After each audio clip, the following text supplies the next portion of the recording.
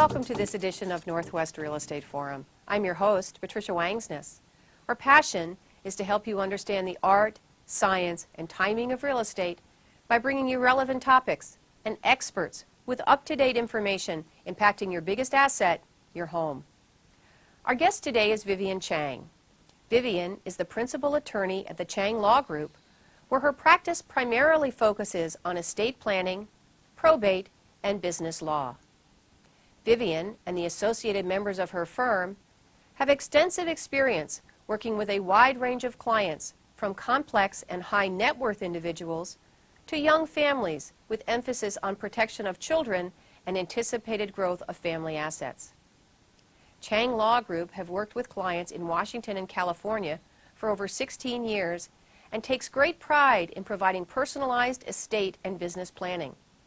Vivien is licensed in Washington, California, and New York, and is a certified specialist in estate planning and probate through the State Bar of California and a member of the East County Estate Planning Council. Welcome, Vivien. Thanks for having me, Patricia. So, Vivien, we as real estate brokers always have to fill out a contract, and part of our contract is to fill out how people are going to hold title. And Washington, as a community property state, has some implications on how we hold title. So maybe you could just give our viewers an overview of why people would hold title differently or how people can hold title differently. Absolutely. Well, in Washington, we're a community property state, and oftentimes there are many options with respect to how they hold title. For example, if we talk about a couple, a married couple, husband and wife, there are a number of options for them. There is the joint tenants with right of survivorship, which is the most popular, and it may or may not be the correct title depending on what they want, but that's the most popular option. There is community property as husband and wife, and there are legal implications to that. There are some husband and wives that choose to hold title in one name only, either the husband or the wife. And there are those with trusts, and so they would have husband and wife as trustees for their particular family trust. And then there are some that use their entities for one reason or another, which may or may not be advisable.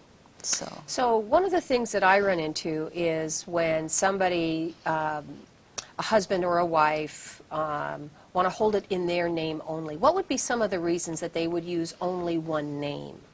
What I've seen before is possibly a credit issue.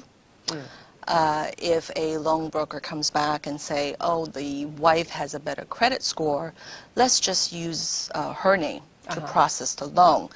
And at that time, the couple may say, okay, that's fine, we have no problems with that.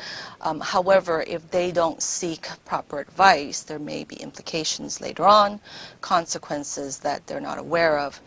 For example, let's say the couple had a prenup, and it says that one spouse waives rights to the home, but it's the spouse that's holding title because he or she has the best credit. What does that do to the prenup? It might invalidate the whole thing. So there are a number of problems with titles that are held just for convenience sake, for loan purposes or otherwise. Sometimes one spouse holds title because the down payment came from one side of the family. Let's say the husband's parents provided the down payment and they want to see his name only on there. However, it might contradict the prenup, or it might contradict community property law without something that's actually valid to substantiate the title. Well, I write up a lot of contracts. I don't ask all those questions, but it's really good for me to understand. I can ask a question behind certain things. It's not of my business, but just so that people understand. So, okay, we've written up the contract. People own the property. Down the road, we do see people doing things like quitclaim deeds, and they change the way a property is titled. So maybe you could just give us some examples of when people need to change the way a property is held. Sure. Most of the time it's because of change of circumstances, and if they have done certain tax planning there is a possibility of that. So especially for non-residents, you may want to gift part of a property to a child, or maybe there's a special needs child. For some reason, you're preserving a home or a commercial property to produce income for this child. So there may be a need to change title. And it is best to check the title company to see what they require, whether it triggers a default provision in the title policy. Check with the lender, and especially check with your legal advisor and likely CPA as well, to see if there are tax consequences with the change of a title. What I've often seen is, let's say a parent wants to gift a house or a commercial property to a child, and they just go to King County and they file a quitclaim deed. They don't think about the gift tax circumstances, the consequences, and the necessary tax filings that go with a quitclaim deed. And also, our state of Washington has an excise tax. Yes. And while I know that in some circumstances that will trigger an excise tax, Right. but in other states it doesn't trigger an excise tax, but it can require. So maybe what are some of those circumstances? That's a great question. In our state, we have certain exemptions from excise tax, and you have to make a claim for that exemption. If you don't claim that exemption on your real estate excise tax form that we file with the deed, or transfer of files with the deed, then you may be slapped with an excise tax, even though you fall under one of the exemptions. And here's another thing: they audit those excise tax affidavits. I've seen a few clients that have had their affidavits audited.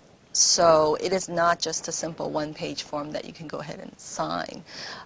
Some examples of exemptions would be gifting, to a child. There are certain exemptions, but you have to fill in a gift supplement and state the right reason, and you have to provide the county with quite a bit of information.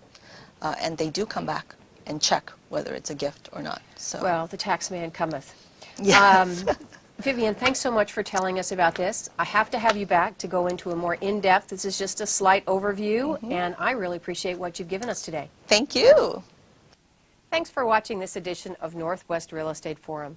Whether you're buying, selling, or sitting on the sidelines, keep watching for important information on topics that are impacting your biggest asset, your home. To learn more about this and other shows, please visit us at northwestrealestateforum.com. While you're there, be sure to order your free copy of the Buyer's Guide and the Seller's Guide for great ideas on how to get the most out of buying and selling your home. I'm your host, Patricia Wangsness. See you next time.